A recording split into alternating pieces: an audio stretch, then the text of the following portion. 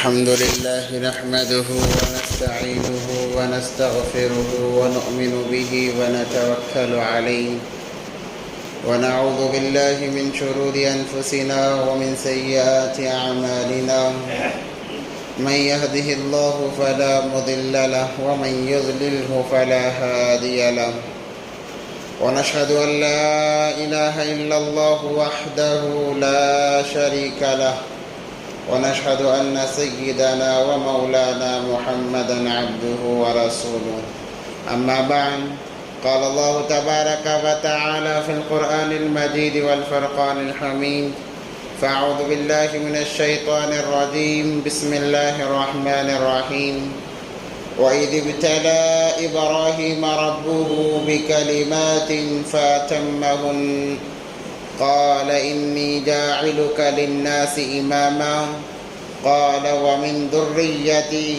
قال لا ينال أحد الظالمين صدق الله العظيم قال النبي صلى الله عليه وسلم بني الإسلام على 5 شهادة أن لا إله إلا الله وأشهد أن محمدا عبده ورسوله وإقام الصلاة وإيتاء الزكاة والحج وصوم رمضان أو كما قال عليه الصلاة والسلام اللهم صل على سيدنا مولانا محمد في أول كلامنا اللهم صل على سيدنا مولانا محمد في أوسط كلامنا اللهم صل على سيدنا مولانا محمد في آخر كلامنا اللهم لك الحمد كما أنت أهله فصل على محمد كما أنت أهله وافعل بنا ما أنت أهله فإنك أنت أهل التقوى وأهل المغفرة اللهم صل على محمد كلما ذكره الذاكرون وصل على محمد كلما غفل عن ذكره الغافلون اللهم صل على محمد وآله ألف مرة اللهم صل على محمد وآله ألف مرة اللهم صل على محمد وآله ألف مرة معزز سامعین کرام بزرگان دین ایک مرتبہ دل کی گہرائیوں کے ساتھ درود پاک پڑھ لیں اللہم صلی علی سیدنا محمد وعلی آل سیدنا محمد وبارک وسلم معزز سامعین کرام بزرگان دین اللہ تبارک و تعالی نے کائنات کے نظام کو چلانے کے لیے چند ضوابط بنائے ہیں قانون بنائے ہیں اور تمام مخلوقات کو ان قانون کا ان ضوابط کا پابند بنایا ہے جب تک مخلوقات ان قوانین اور ضوابط کی پابند رہے گی نظام صحیح معنوں میں چلتا رہے گا جب مخلوقات ضوابط کو توڑ دے گی قوانین سے ہٹ جائے گی اللہ تبارک و تعالی نظام میں تبدیلیاں لائیں گے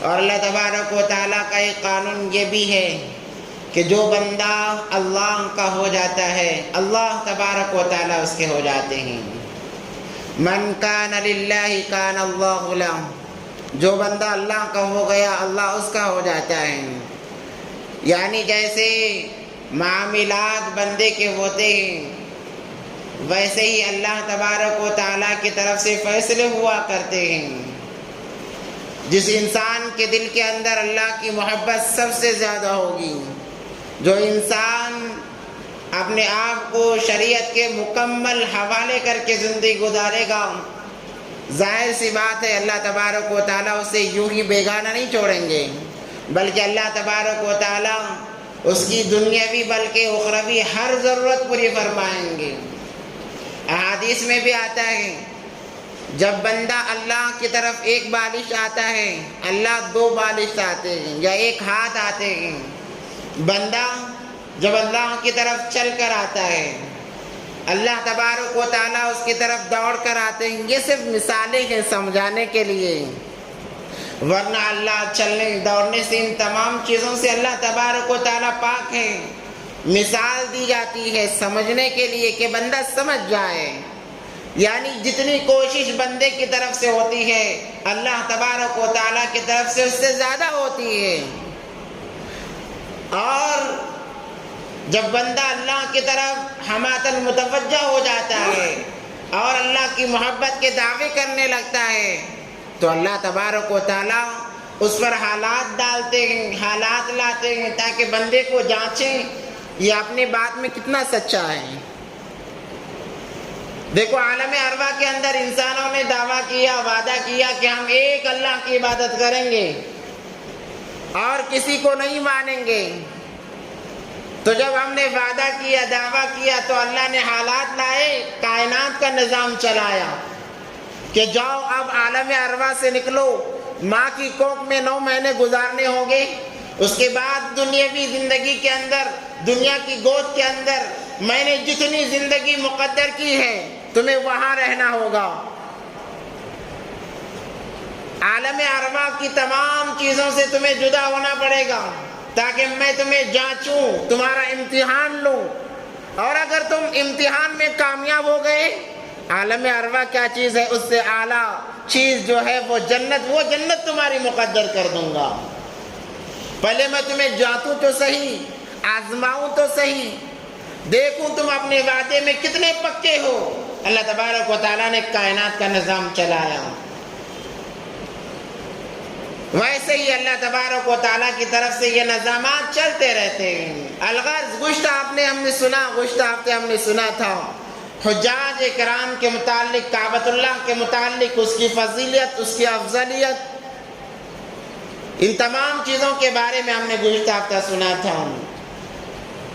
اب جس کعبۃ اللہ کی طرف ہم روزانہ ہر نماز میں رک کر کے کھڑے ہوتے ہیں، اس کی تعبیر کرنے والے نبی حضرت ابراہیم علیہ نبینا علیہ السلام کے سلسلے میں چند باتیں سنتے چلیں، کیونکہ سب سے پہلے کعبۃ اللہ کو بنانے والے اللہ تبارک و تعالیٰ نے فرشتوں کے ذریعے سے بنایا۔ اس کے بعد حضرت آدم علیہ السلام جیسے دنیا میں آئے، سب سے پہلا کام کعبۃ اللہ کی تعمیر کا کیا۔ اس کے بعد پھر حضرت ابراہیم علیہ السلام کے ذریعے سے اللہ نے یہ کام لیا۔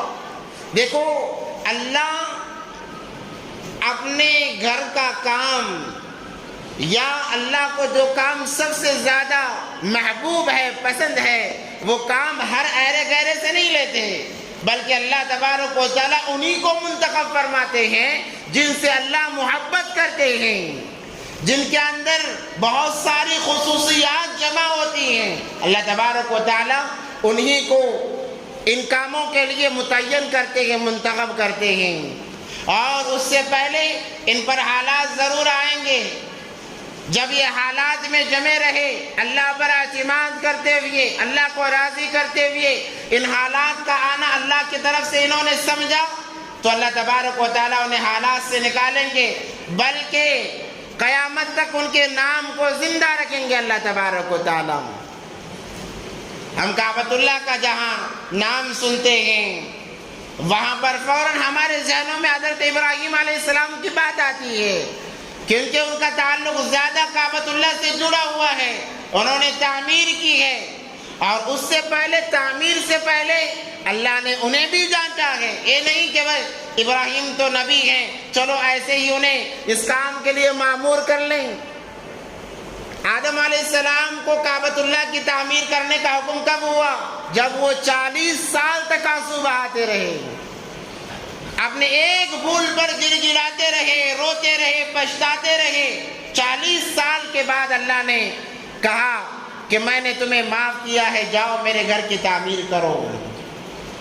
اس کے بعد ابراہیم علیہ السلام کا جب نمبر آیا تو قرآن کہتا ہے وَإِذِ ابْتَلَىٰ إِبْرَاهِيمَ رَبُّهُ بِكَلِمَاتٍ فَأَتَمَّهُنَّ، کہ اللہ تبارک و تعالیٰ نے ابراہیم علیہ السلام کو 5 بڑے بڑے آزمائشوں میں مبتلا کیا، 5 بڑے بڑے امتحانات لیے۔ جب وہ ہر امتحان کے اندر کامیاب ہوئے، انہوں نے اپنے آپ کو جمایا، اللہ نے کہا ابراہیم اب میرے گھر کی تعمیر کرو، اب میرے گھر کو بناؤ، اور کھڑے ہو کر تعمیر جب ہو جائے آواز لگاؤ اب میں تمہاری آواز کو وہاں تک پہنچاؤں گا جہاں تک تم نے سوچا بھی نہیں ہوگا۔ اور یہ معاملہ ہوا تو ابراہیم علیہ السلام کو اللہ تبارک و تعالیٰ نے آزمایا، اور اللہ تبارک و تعالیٰ کے لیے کوئی کام کرنا کوئی مشکل نہیں ہے۔ ان واقعات سے ہمیں یہ بات پتہ چلتی ہے۔ آج کل ہم واقعات سنتے ہیں، بس کانوں کے مزے کے لیے سنتے ہیں اور چھوڑ دیتے ہیں۔ ہر واقعے کے اندر ہمارے لیے ایک سبق ہوتا ہے، زندگی گزارنے کا ایک طریقہ کار ہوتا ہے کہ ہم ان واقعات کو سن کر عبرت لیں، نصیحت لیں اور اپنی زندگی کو صحیح نہج پر لانے کی کوشش کریں۔ تو قرآن کہتا ہے وَإِذِ ابْتَلَىٰ إِبْرَاهِيمَ رَبُّهُ بِكَلِمَاتٍ فَأَتَمَّهُنَّ، 5 بڑی بڑی آزمائشوں میں مبتلا کیا گیا۔ جب ابراہیم علیہ السلام کی پیدائش ہوئی، مختلف کتابوں میں مختلف انداز سے واقعات نقل کیے گئے ہیں۔ کتابوں میں لکھا ہے کہ ایک مشرکانہ گھرانے کے اندر ان کی پیدائش ہوئی، مسلمان گھرانے میں نہیں، مسلمان ایمان کو ماننے والے گھرانے کے اندر نہیں، بلکہ مشرکانہ گھرانے کے اندر حضرت ابراہیم علیہ السلام کی پیدائش۔ خود باپ آزر جسے کہا جاتا ہے وہ بت بناتا، لکڑی کے بت بناتا، ان کو سنوارتا، بازار میں جا کر بیچ آتا۔ گویا وہ ان کا ایک مسیحا تھا، وہ ان لوگوں کا بڑا تھا جو اور مشرک تھے، ان میں یہ بڑا تھا آزر۔ اس کے ذمے بت بنانا بھی تھا، بتوں کو بیچنا بھی تھا اور ان کی پوجا کرانا بھی تھا۔ اس کے گھر بچہ پیدا ہوا ہے جو وحدانیت کی تعلیم کو لے کر جنما ہے، وحدانیت کے پیکر کو لے کر دنیا میں آیا ہے۔ آزر نے کبھی سوچا بھی نہیں ہوگا کہ میرے گھر ایسا بچہ پیدا ہوگا جو تمام معبودان باطلہ کا ستیہ ناش کر دے گا، ان کو ختم کر دے گا۔ ہر گھر جن کی ولادت ہوئی، ابراہیم علیہ السلام کے دل کے اندر بچپن ہی سے وحدانیت کوٹ کوٹ کر بھری ہوئی تھی۔ کیوں؟ اس لیے کہ ہر بچہ فطرت اسلام پر پیدا ہوتا ہے۔ کل مولود یولد علی الفطرۃ الاسلام، ہر بچہ فطرت اسلام پر پیدا ہوتا ہے۔ یہ دیکھتے اپنے باپ کو کہ باپ لکڑی کے بت بنا رہا ہے، ان کو سنوار رہا ہے، لے جا کر بازار میں بیچ رہا ہے، خود اس کی پوجا کر رہا ہے، دوسروں کو آمدہ کر رہا ہے۔ ان کو بڑا تعجب ہوتا، یہ کیسے انسان ہیں کہ اپنے ہاتھوں سے بت بنائے اور انہی سے سوال کرتے ہیں جو خود محتاج، ان محتاج زدہ لوگوں کی کیا مدد کر سکیں گے۔ انہیں افسوس ہوتا، اور وہ قوم ستاروں کو مانتی، سورج کی پوجا کرتی، درختوں کی پوجا کرتی، بہت ساری مخلوقات کی وہ عبادت کیا کرتی تھی۔ آگے آئے گا کہ اللہ تبارک و تعالیٰ نے ابراہیم علیہ السلام کو تمام انسانیت کا امام بنایا۔ آج بھی یہودی بھی ابراہیم علیہ السلام کو مانتے ہیں، نصرانی بھی مانتے ہیں، ہر کوئی حضرت ابراہیم علیہ السلام کو مانتا ہے۔ نبی پاک صلی اللہ علیہ وسلم کے زمانے میں بھی یہودی جب کوئی بات کا دعویٰ کرتے تو کہتے ہم ابراہیمی مسلک کے ماننے والے ہیں، ہم ابراہیمی مذہب کو ماننے والے ہیں۔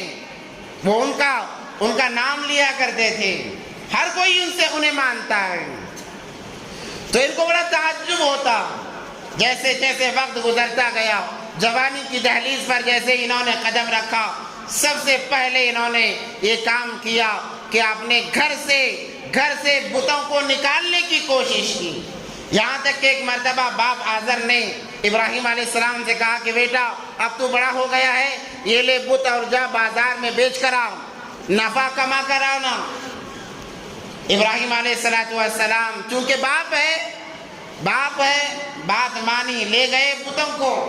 اب یہ ان کا امتحان تھا ایک قسم کا کہ یہ تو وحدانیت کے پیکر ہیں، وحدانیت کے طرف بلانے والے ہیں، اب یہ کیسے بیچیں گے بتوں کو، شرک کی طرف کیسے دعوت دیں گے؟ مگر اللہ تبارک و تعالیٰ نے انہیں بڑی فصاحت، بڑی بلاغت سے نوازا تھا۔ وہ گئے بازار میں، جا کر بتوں کو جوڑا اور آواز لگانے لگے کہ آ جاؤ، یہ رنگ برنگے بت ہیں، یہ چمکدار بت ہیں جنہیں تم مانتے ہو، جنہیں تم پوجا کرتے ہو، آ جاؤ، مگر ایک بات یاد رکھنا، ان کی حقیقت کچھ نہیں ہے، یہ کھا نہیں سکتے، یہ پی نہیں سکتے، تمہاری ضرورتوں کو کیا پوری کریں گے؟ اگر پھر بھی تم خریدنا چاہتے ہو تو آؤ خریدو۔ آواز لگا رہے ہیں، آ جاؤ، یہ بڑا بت ہے، یہ چھوٹا بت ہے، فلاں رنگ کا بت ہے، مگر یہ اتنے مجبور کہ ان پر مکھی بیٹھ جائے، یہ برا نہیں سکتے۔ لوگوں میں ہلچل مچ گئی مارکیٹ کے اندر کہ ارے آج تک تو ان کی تعریف ہو رہی تھی، آج سر عام مارکیٹ میں انہیں بدنام کیا جا رہا ہے، ہمارے خداؤں کو بدنام کیا جا رہا ہے، اور آزر کا بیٹا بدنام کر رہا ہے، وہ آزر جسے ہم بڑا مانتے ہیں۔ بڑا ہنگامہ برپا ہوا، تمام بڑے سرپنچ چلے گئے آزر کے پاس اور جا کر کہنے لگے، ارے کیسے بچے کو تو نے جنما ہے، وہ جو ہمارے بتوں کی تذلیل کرتا ہے، بتوں کو ذلیل کرتا ہے، آج بازار میں تیرے بیٹے نے یہ معاملہ کیا۔ جب باپ آزر نے سنا تو بڑا غصہ آیا، ابراہیم علیہ السلام کو بڑا ڈانٹا، بڑا ڈبکا، کہنے لگا تم نے ایسا کیوں کیا؟ ابراہیم علیہ السلام نے کہا، اے ابا جان، میں آپ کو ایک اللہ کی طرف دعوت دیتا ہوں، دیکھیے جن بتوں کو آپ نے بنایا ہے وہ آپ کی کیا ضرورت پوری کر سکتے ہیں، وہ آپ کی کوئی تکلیف دور نہیں کر سکتے، آپ انہیں کیوں پوچھتے ہو؟ تو سب سے پہلے اپنے گھر سے دعوت شروع کی، توحید کی، اور دشمنی وہی سے شروع ہوئی۔ باپ دشمن بن گیا بیٹے کا، بار بار ابراہیم علیہ السلام کو سمجھاتا رہا، جتنی دفعہ ابراہیم علیہ السلام کو باپ سمجھاتا، ابراہیم علیہ السلام اس سے کئی دفعہ زیادہ اسے باپ کو سمجھاتے، کہتے یا ابتی یا ابی، اے میرے باپ، اے میرے ابا، لماذا تعبد هذه الاصنام، آپ ان بتوں کی پوجا کیوں کرتے ہو؟ یہ نہ سن سکتے ہیں، نہ سنا سکتے ہیں، نہ نفع پہنچا سکتے ہیں، نہ تکلیف کو دور کر سکتے ہیں۔ یا ابتی یا ابی لماذا تسجد هذه الاصنام، اے میرے باپ، اے میرے ابا جان، آپ پھر بھی کیوں بتوں کی پوجا کرتے ہو؟ آپ پھر بھی کیوں انہیں مانتے ہو؟ سمجھانے کا کیا انداز ہے، کیا پیارا انداز ہے۔ کیوں؟ اس لیے کہ وہ سامنے والا جو ہے وہ باپ ہے، باپ کے مقام کا لحاظ رکھا، یہ نہیں کہ یہ مشرک ہے، جیسے چاہے بات کرو، ایسے نہیں ہے۔ اس لیے حدیث میں آتا ہے اگر کسی کا باپ کافر بھی ہو، اس کے سامنے بھی زور سے بات کرنے کی اجازت نہیں ہے۔ خصوصاً نوجوانوں سے کہتا ہوں، اپنے زبانوں کو لگام لگاؤ، ورنہ تمہاری زبانیں بے حس ہو جائیں گی، تمہاری زبانیں بات کرنے کے قابل نہیں رہیں گی۔ اپنی ماں اور باپ کے بارے میں جب بھی موقع آئے، اپنی زبان کو تالا لگا کے رکھو، روکے رکھو، کہیں غصہ نہ ہو جائے۔ ابراہیم علیہ السلام سمجھا رہے ہیں اپنے باپ، مشرک باپ کو، وہ باپ جو کہتا اگر تو بتوں کو نہیں مانے گا گھر سے نکال دوں گا، صرف اتنا ہی نہیں بلکہ کہتا تجھے سنگسار کر دیا جائے گا، پتھروں سے مار مار کر تجھے ختم کر دیا جائے گا، تجھے ملک سے دربدر کر دیا جائے گا۔ جان سے مارنے کی دھمکی باپ کی طرف سے آ رہی ہے، اور بیٹا کہتا ہے لماذا تعبد هذه الاصنام، اے میرے ابا آپ بتوں کی عبادت کیوں کرتے ہو؟ تعلیم دی ہے۔ الغرض یہ معاملہ چلا، ابراہیم علیہ السلام جب موقع ملتا اپنے باپ کو سمجھاتے، قوم کو سمجھاتے، کیونکہ وہ حق پر تھے۔ دیکھو جب بھی حق پر انسان حق کو بنتا ہے، حق بات کہنے پر آتا ہے، سب سے پہلے اپنے مخالف بنتے ہیں، یاد رکھیں۔ مخالفت سب سے پہلے اپنوں سے ہوگی۔ نبی پاک صلی اللہ علیہ وسلم نے کوئی صفا پر کھڑے ہو کر ندا لگائی لا الہ الا اللہ کی، سب سے پہلے جو پتھر نکلا ہے چچا ابو لہب کا نکلا ہے، وہ بھی اپنا تھا۔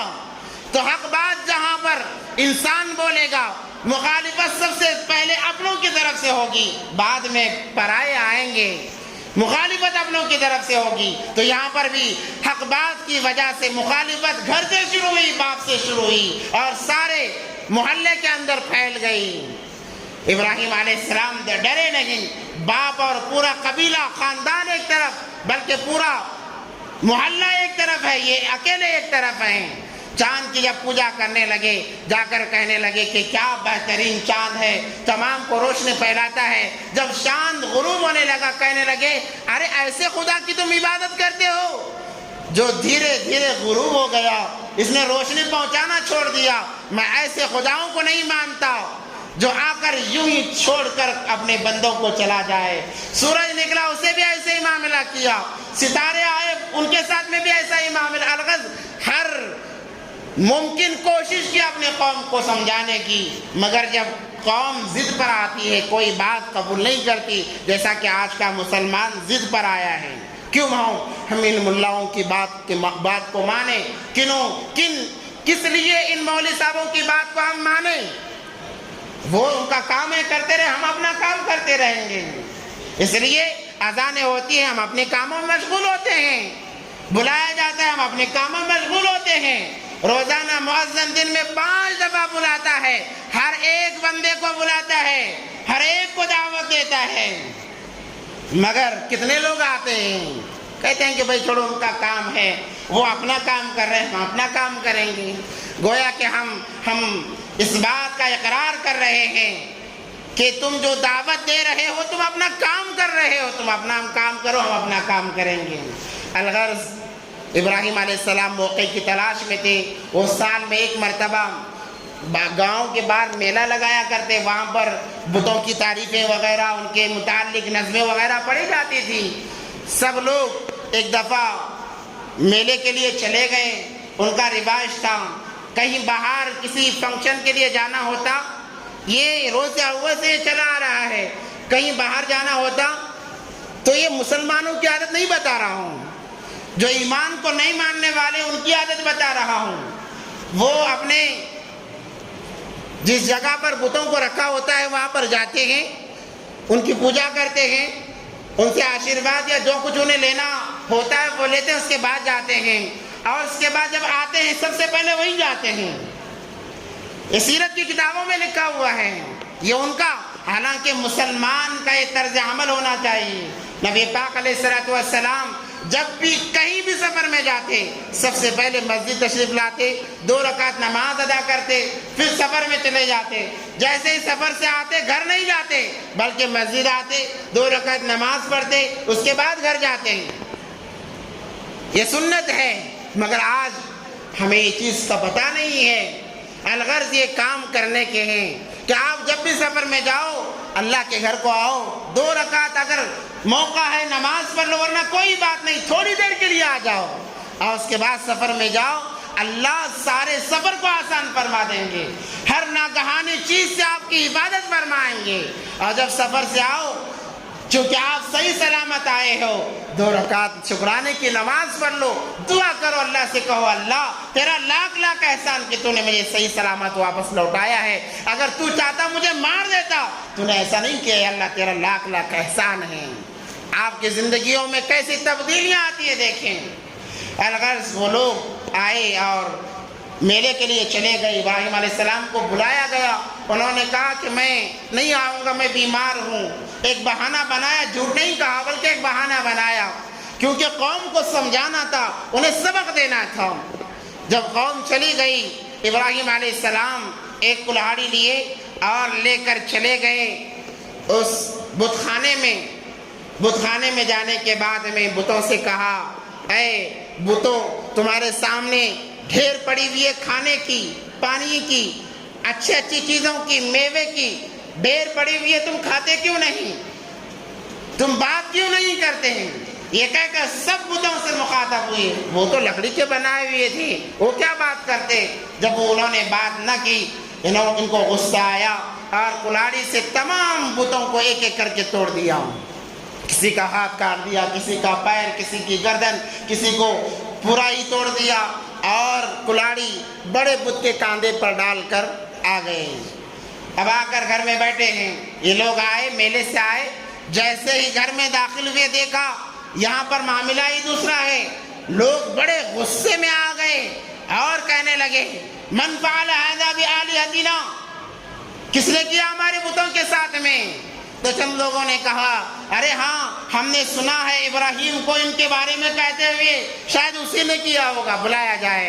ابراہیم علیہ السلام کو بلایا گیا، ابراہیم علیہ السلام آئے، پوچھا گیا انت فعلت هذا بآلهتنا، کیا ابراہیم کیا یہ سب کام تم نے کیا ہے ہمارے بتوں کے ساتھ میں؟ انہوں نے کہا بل فعلہ کبیرہم فاسألوا، بلکہ میں نے نہیں کیا، ان کے بڑے بت نے کیا۔ دیکھو یہ تمام بکھرے پڑے، وہ کیسا ہٹا کھٹا کھڑا ہوا ہے، اور تو اور کلاڑی بھی اسی کے کاندھے پر لگی ہوئی ہے، آپ جاؤ ان سے پوچھو۔ لوگوں نے کہا ابراہیم تم ہمارا مذاق بنا رہے ہو؟ ابراہیم علیہ السلام نے کہا کیسے مذاق بنا رہا ہوں؟ تو قوم نے کہا یہ بت تھوڑی بات کر سکتے ہیں، یہ بات نہیں کر سکتے، یہ کیا ہمیں بتائیں گے؟ ابراہیم علیہ السلام کو موقع ملا، ابراہیم علیہ السلام نے کہا اے میری قوم، کیا تمہیں اتنی بھی عقل نہیں ہے؟ جو بت بات نہیں کر سکتا، اپنے آپ کی عبادت نہیں کر سکتا، وہ تمہاری بات کیا سنے گا؟ تمہاری کیا عبادت کرے گا؟ تم اس کی کیوں عبادت کر رہے ہو؟ الغرض قوم کو غصہ آیا، تمام نے مشورہ کیا اور کہا کیا کیا جائے؟ بادشاہ کے دربار میں لے جایا گیا اور بادشاہ کے سامنے انہیں پیش کیا گیا۔ وہاں پر ایک زبردست مناظرہ ہوا، کیونکہ ابراہیم علیہ السلام حق گو تھے، جہاں موقع ملتا پرواہ نہیں کرتے، جہاں موقع ملتا ارے غیر اتنے ہیں، میں اکیلا ہوں، اگر حق بات کروں گا مجھ پر بڑا ظلم ہوگا۔ وہ کہنے لگے کہ اگر میری اس میں جان بھی چلی جائے کوئی بات نہیں ہے، انسان کو ہمیشہ حق گو ہونا چاہیے، حق پسند ہونا چاہیے، حق کے لیے جان دے دے گا، شہادت کی موت ہوگی، اور اگر حق کو چھپائے گا، حق کو چھپائے گا، جہاں جائے گا وہاں کا بن جائے گا، یہ تو نفاق کی علامت ہے۔ الغرض نمرود کا زمانہ تھا، دور تھا، نمرود کے سامنے پیش کیا گیا تو اس نے بہت سارے سوالات کیے، تو سوالات کے ابراہیم علیہ السلام نے جوابات دیے، پھر ابراہیم علیہ السلام نے سوالات کیے۔ ایک سوال یہ کیا قال ابراہیم ربی الذی یحیی و یمیت، اے نمرود تو اپنے آپ کو خدا کہتا ہے، کیونکہ اس نے خدائی کا دعویٰ کیا تھا، بڑا بادشاہ تھا، خدائی کا دعویٰ کیا تھا۔ ابراہیم علیہ السلام نے کہا اے نمرود تو اپنے آپ کو خدا کہتا ہے، میرا خدا تو وہ ہے ربی الذی یحیی و یمیت، جو زندگی بھی دیتا ہے موت بھی دیتا ہے۔ کیا تیرے اندر وہ طاقت ہے؟ چونکہ اس پر دولت کا نشہ تھا، حکومت کا نشہ تھا، انسان پر جتنے بھی نشے آ جائیں سانسیں ختم، تمام نشے ختم ہو جائیں گے اور تمام چیزیں بکھر جائیں گی۔ تو اس نے کہا اچھا تیرا خدا وہ ہے تو میں بھی زندگی اور موت دیتا ہوں۔ دو قیدیوں کو بلایا، جو ظالم تھا اس کو چھوڑ دیا اور جو مظلوم تھا اس کو شہید کر دیا۔ کہا کہ دیکھ میں نے ظالم کو زندگی دے دی اور مظلوم کو مار دیا، میں بھی تو خدا ہوں، تیرا خدا زندگی دیتا ہے موت دیتا ہے، میں نے بھی تو زندگی دی ہے، جس کے حق میں زندگی تھی اسے موت دی، جس کے حق میں موت دی اس کو میں نے زندگی دی ہے۔ ابراہیم علیہ السلام نے کہا اس پر دولت کا حکومت کا نشہ اس قدر سوار ہے کہ ان سوالات سے دبنے والا نہیں۔ دوسرا سوال ابراہیم علیہ السلام نے کہا کہ میرا اللہ تو وہ ہے، میرا اللہ تو وہ ہے جو مشرق سے سورج کو نکالتا ہے اور مغرب میں غروب کرتا ہے، اگر تیرے اندر وہ طاقت ہے تو مغرب سے نکال، مشرق میں غروب کر کے بتا، میں تجھے خدا ماننے کے لیے تیار ہوں۔ یہ کام تو آسان تھا بظاہر، اس نے کر دیا حکومت کے نشے میں، مگر سورج پر کس کی حکومت چل سکتی ہے سوائے اللہ کے؟ کون ہواؤں پر حکومت چلا سکتا ہے سوائے اللہ کے؟ کون مخلوقات پر حکم چلا سکتا ہے سوائے اللہ کے؟ وہ تو اللہ کا کام ہے۔ بہت الذی کفر، نمرود ڈر گیا اس سوال کے ذریعے سے، نمرود کے اندر کب کبھی تاری ہو گئی۔ اس نے کہا کہ اب اس کو چھوڑنا خطرہ ہے، کام کرو اسے باندھو اور قید کر کے رکھو اور آگ جلائی جائے، آگ کو دہکایا جائے اور آگ کے اندر اسے ڈال دیا جائے، اب اس کا معاملہ ہی ختم کر دیا جائے۔ ایک محاورہ ہے جسے اسے کون چکے جسے اللہ رکھے، جسے اللہ بچانا چاہے، ساری کائنات مل کر اسے نقصان نہیں پہنچا سکتی، مار نہیں سکتی۔ اور اللہ کو اپنی طاقت کا مظاہرہ کرانا تھا، اللہ کو بتانا تھا کہ خدا میں ہوں۔ اللہ نے بھی کہا ہونے دو جو ہو رہا ہے، روکو نہیں، جو ہو رہا ہے ہونے دو۔ अलगर कई महीने किताबों में लिखा है, कई महीनों आग के लिए लकड़ियां जमा कर दी गई और इसको इबादत समझा गया। हर कोई ये चाहता कि इस इबादत में मैं भी शामिल हो जाऊं। बूढ़ी औरतें भी अपने सर पर छोटे छोटे लकड़ी के गट्टे लाकर जमा करती। इतनी लकड़ियां जमा हो गई कि मुंतहा नजर तक, जहां तक आपकी नजर जाएगी लकड़ियां नजर आएंगी। अब आग लगाई गई, दहकाई गई। किताबों में लिखा है ऐसी खतरनाक आग दहकाई गई, ऊपर से परिंदा भी जाएगा तो जल जाएगा। ऐसी खतरनाक आग सुलगाई गई। अब मसला ये था, आग तो लगा दी गई, अब उसमें इब्राहिम को डाले कैसे? डालने के लिए आग के करीब जाना पड़ेगा और जो करीब जा रहा है वो जल जाएगा।